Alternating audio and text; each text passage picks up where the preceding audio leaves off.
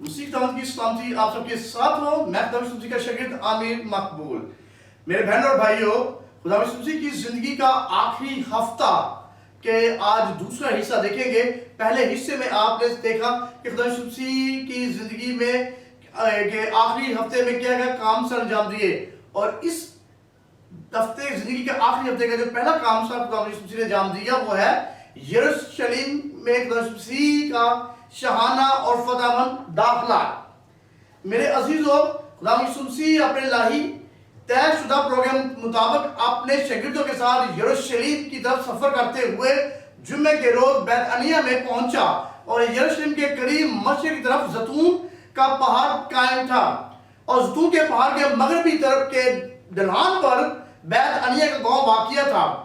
اس گاؤں میں لازر، مارتا اور مریم یہود خاندان کے طور پر مقیم تھے. اس گھر کا نوجوان لازر جو مر گیا تھا اور اپنی قبر میں 4 دن سے دفن تھا، اور خدا کے بیٹے خدا یسوع مسیح نے اس کو قبر میں سے بلا لیا اور اس کو جینے کی مہلت کے ساتھ زندگی بھی دی. میرے عزیزو، خدا یسوع مسیح اپنے شاگردوں کے ساتھ اس گھر میں اکثر آتا جاتا تھا، اور اپنے آخری اس سفر میں بھی خدا یسوع مسیح نے بیت عنیہ میں اپنا مختصر قیام کیا، کیونکہ بیت عنیہ میں خدا یسوع مسیح کی آمد کا دن جمعے کا دن تھا، اور اگلا دن ہفتے کا دن تھا، اور جو یہودیوں کے ایمان کے مطابق سبت کا دن تھا، اور سبت کے دن میرے عزیزو ہر قسم کا کام ممنوع سمجھا جاتا تھا. اس لیے خدا یسوع مسیح نے اور اس کے شاگردوں نے سبت کے دن بیت عنیہ میں آرام کیا. اور اگلی ستوار کے دن جو خدا یسوع مسیح کی زمینی زندگی کے آخری ہفتے کا پہلا دن تھا، اتوار کے دن خدا یسوع مسیح اپنے شاگردوں کے ساتھ یروشلم کی طرف روانہ ہوئے. اور جیسے ہی خدا یسوع مسیح اور اس کے شاگرد کوہ زیتون کے پہاڑ پر سفر کرتے ہوئے بیت فگے کے سامنے پہنچے، جو زیتون کے پہاڑ کے مشرق کی طرف آباد تھا، اس گاؤں میں داخل ہوتے ہی اور خدا یسوع مسیح نے وہاں پر داخل ہوتے ہی وہاں پر اپنے 2 شاگردوں کو بھیجا کہ سامنے والے گاؤں میں جاؤ. اس گاؤں میں داخل ہوتے ہی ایک گدھی کا بچہ بندھا ہوا تمہیں ملے گا، جس پر کوئی آدمی اب تک نہ سوار ہوا، اسے کھول لاؤ. اگر کوئی تم سے کہے تم یہ کیوں کرتے ہو، تو کہنا کہ خداوند کو اس کی ضرورت ہے، وہ فوراً اسے یہاں بھیج دے گا. پس وہ گدھی کے بچے کو یسوع کے پاس لے آئے اور اسے کپڑے اور اپنے کپڑے اس پر ڈال دیے، اور وہ اس پر سوار ہو گیا. یہ اس لیے ہوا میرے عزیزو، جو نبی کی معرفت کہا گیا تھا وہ پورا ہو. سیہون کی بیٹی سے کہو کہ دیکھ تیرا بادشاہ تیرے پاس آتا ہے، وہ حلیم ہے اور گدھے پر سوار ہے، بلکہ لادو کے بچے پر. متی رسول کی معرفت ہمارے خدا یسوع مسیح کی انجیل 21واں باب 4 اور 5 آیت میں یہ لکھا ہے. میرے عزیزو، پرانے عہد نامے کی نبوتی پیشگوئی کوئی تھی جو پوری ہوئی، جس کا ذکر زکریا نبی نے بھی کیا. اے بنت صہیون تو نہایت شادمان ہو، اے دخترے یروشلم خوب للکار، کیونکہ دیکھ تیرا بادشاہ تیرے پاس آتا ہے، وہ صادق ہے اور نجات اس کے ہاتھ میں ہے، وہ حلیم ہے اور گدھے پر سوار ہے. زکریا 9 باب 9 ہے.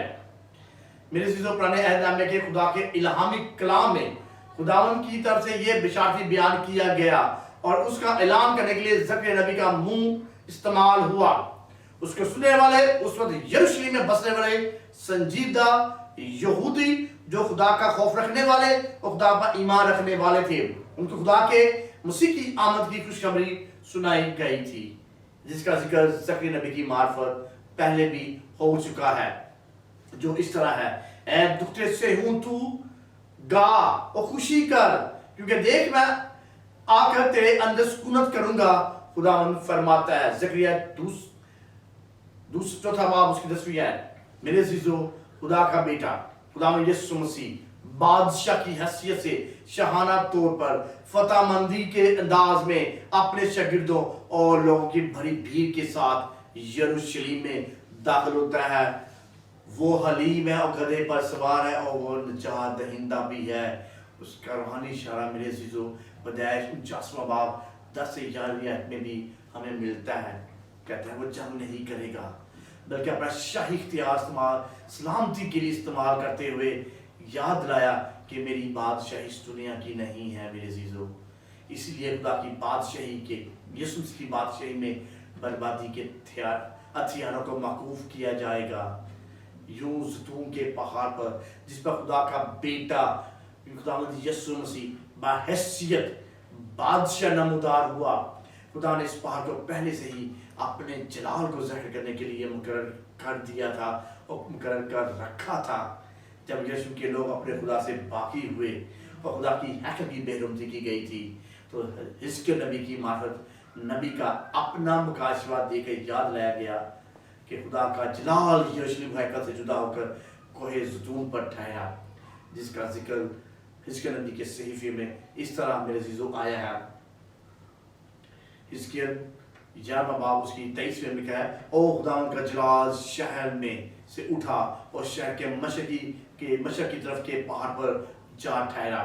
और ज़करिया नबी की मार्फत आइंदा के लिए नबूवत की रूह में उस खुदा के बेटे का कोहे ज़ैतून पर ज़ाहिर होने का ज़हार किया गया है, जिसका जिक्र मेरे इस तरह मरकूम है ज़करिया 14वां बाब उसकी 4थी आयत में। और उस रोज़ वो कोहे ज़ैतून पर जो यरूशलेम के मशरक़ में वाक़ है खड़ा होगा।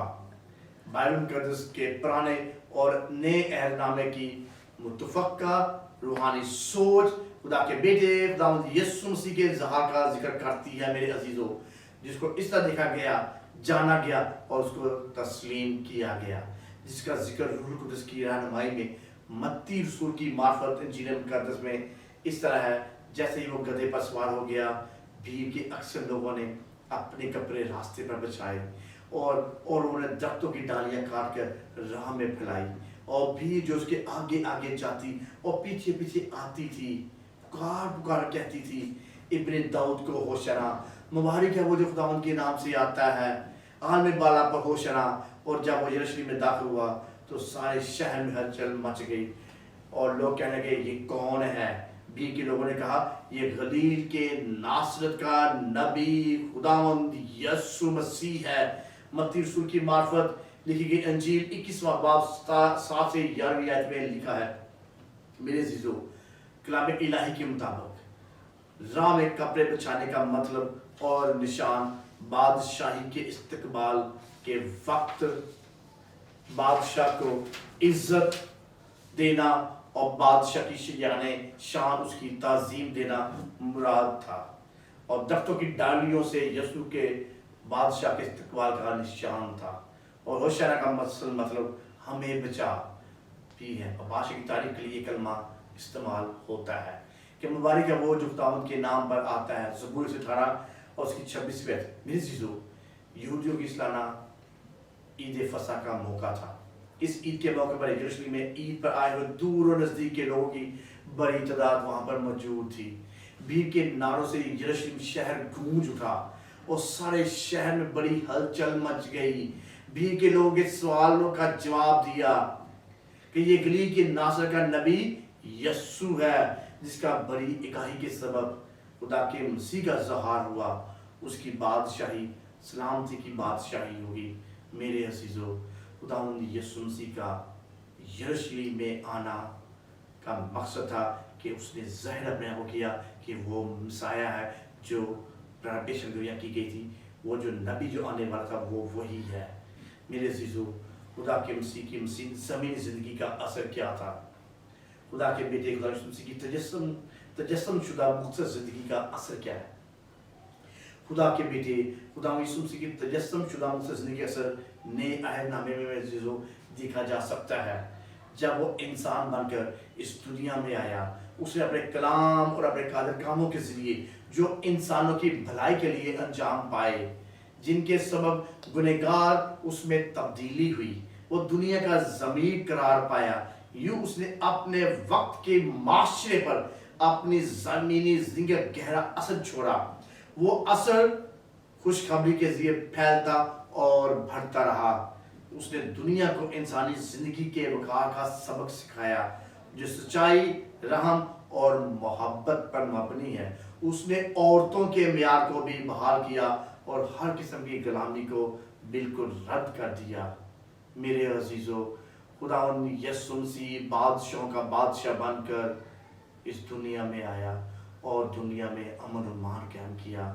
آج بھی مسیحی امن اور امان سے رہتے ہیں، کیونکہ خداوند یسوع مسیح نے انہیں محبت کا سبق دیا ہے، حلیمی کا سبق دیا ہے۔ آئیں خداوند یسوع مسیح کی زمینی زندگی کے آخری ہفتے میں جب اس نے اپنے بادشاہ ہونے کا اعلان کیا ہے اور اس نے امن کا قیام کیا ہے، تو ہم بھی اپنی زندگی میں، اپنے گھروں میں، اپنے ارد گرد کے لوگوں میں امن، پیار، محبت قائم کر سکے۔ خداوند آپ سب کو اس کلام کے وسیلے سے برکت دے، آمین۔